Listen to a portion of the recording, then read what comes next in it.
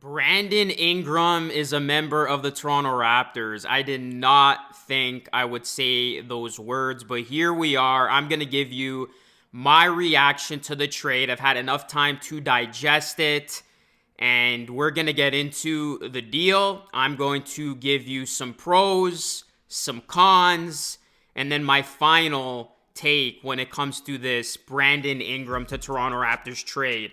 Ingram for Bruce Brown, Kelly Olynyk, 1 first-round pick, which is the 2026 first-round pick from Indiana, top 4 protected, and 1 second-rounder, which is the Raptors 2031 second-rounder. So basically, the Pascal Siakam return ends up being Ingram, Walter, Abaji.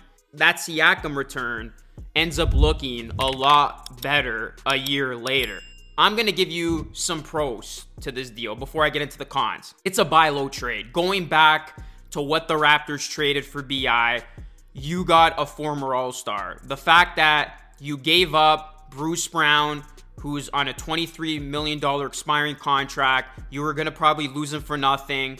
Kelly Olynyk, who is a veteran. I mean, he was a nice backup big to Jakob Poeltl, but we saw towards the end there, his playing time was inconsistent, so I don't think that's a huge deal. You lose Olynyk. Going back to that first-round pick, it's not the Raptors' own first-round pick. As soon as I saw a pick was included, first-round pick, I immediately thought, please don't tell me it's 2025 or their own 2026. It's the Pacers' 2026 first-round pick, so I don't think that's going to be a super valuable pick. So, great buy low trade. You look at Ingram as the player. Versatile wing. He's an incredibly gifted scorer. He's a score-first option, can create his own shot. And I see Brandon Ingram as the closer of this basketball team. I really like his offense. And when he's healthy, cooking, Brandon Ingram is amongst the best when it comes to just being a pure scorer. He's an improved playmaker. And you wouldn't be able to get this type of player to choose Toronto as a free agent destination. So the Raptors are able to get a star this way. And you look at his age, he is still young. He's 27 years old. So he's just entering the prime of his career. And you could end up getting him for a bargain. But Bobby Marks did say that he's eligible for a 3-year, $144 million extension with Toronto. So we'll see what the contract ends up being.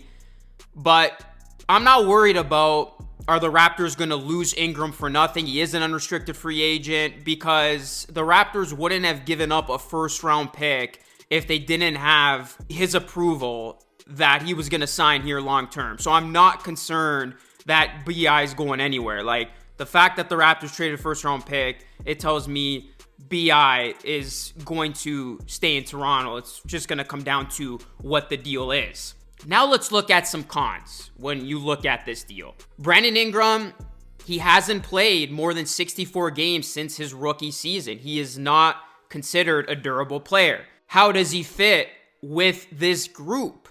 When you look at Ingram's game, he does most of his work in the mid-range, and that's where Scottie Barnes and Barrett do a lot of their damage. So the spacing, I think, might be an issue, and Brandon Ingram is not a super effective off-ball player, and he can be an inconsistent defender. So those are all questions. And when you look at this group, it's an expensive team now. And that is an interesting decision, considering that this team is not close to contention. So maybe another move is forthcoming to get under the tax. Maybe somebody like RJ Barrett is eventually moved. That would be my initial prediction, but we'll see how that plays out. And then another con is it might affect the Raptors' lottery odds and a chance at a generational talent. When you look at the Raptors and them making this trade, it feels like a win-now move. And obviously, Brandon Ingram makes this basketball team better. He helps them win games. And the Raptors, going back to that Wemby draft, they missed out on that by going for a win-now move. Then they tanked last year in a weak draft. And now if they miss out again on another great generational draft, it just wouldn't make sense. So we'll see what happens with that. But what is important to note is that Brandon Ingram is still out with injury. So there's no timetable for his return. He's dealing with that ankle. So in theory, he's not going to play right away. So the Raptors could still be committed to the tank or committed to trying to give themselves the best lottery odds for this upcoming draft. So I do see the vision with BI and Barnes. I think for there being questions about the fit with BI, Barnes, and Barrett, I think BI and Barnes in particular can work just because I think Barnes now can be more of his comfortable self, play his game. He doesn't have to be that score first guy that we were hoping he can be. And BI can be that go-to scorer, that guy you give the ball to late in games. And I think that could actually be a nice little duo. But again, I'm interested to see if they can make it work with RJ. So basically, when I look at this deal, guys, it comes down to this. If the Raptors push for the play-in, I don't like it because that tells me they're just trying to expedite this rebuild and they're trying to win now.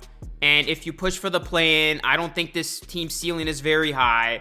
And then you ruined what could have been trying to get a top pick, which sets this team back. However, if this move is simply for next season and the Raptors still play it right and get potentially a top 5 pick, I absolutely love this deal.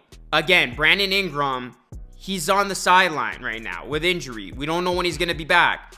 In theory, the Raptors got worse, right? Without BI, obviously, because you lost depth pieces in Bruce Brown, Kelly Olynyk. I know they didn't trade Chris Boucher, but this team is still not going to be very good when you lose depth pieces and if BI doesn't play. So you could potentially keep your lotto odds alive, and that might not be affected. But I think we will see BI at some point. But hopefully it's not for a play-in push, and it's just you want to see him get some reps with this current group going into next season. And again, going back to the whole expensive team thing with this group, if you got to pay this group and a top 5, that's going to be a super expensive team. But I'm sure Masai Ujiri and company have thought about it. And again, they might have to adjust with another trade down the line.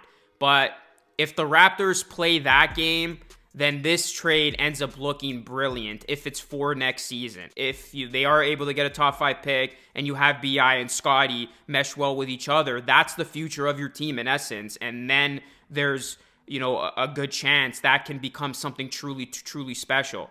But I think as is right now, this is a team that probably still doesn't have a high ceiling. So again, it'll be interesting to see how the Raptors proceed from here on out.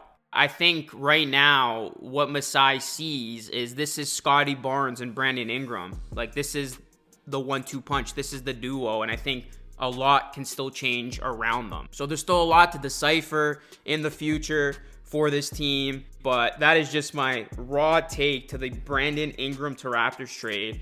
Let me know your thoughts, guys. Do you like the trade? Do you not like the trade? Comment down below, drop a like on the video, and subscribe to the channel for more videos just like this. That is it for me. This is Lucas signing off. Thank you so much for watching. I will catch you all again in the next one.